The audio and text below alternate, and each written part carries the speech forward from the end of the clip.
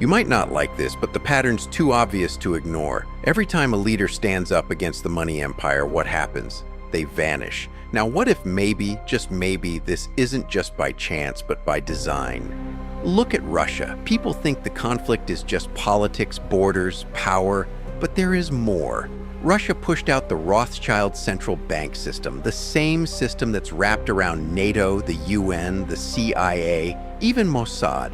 What if that's why the West wants them isolated? What if it's not about freedom, but about finance?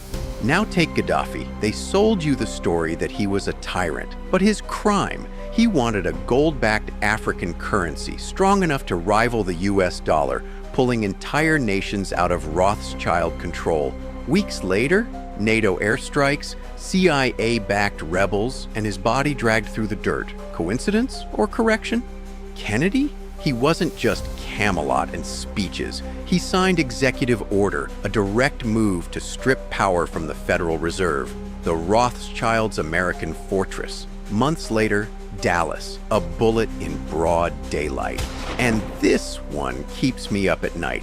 The last time a Rothschild banker was arrested was 100 years ago by Adolf Hitler in the 1920s. The first and the last. That's how untouchable they are.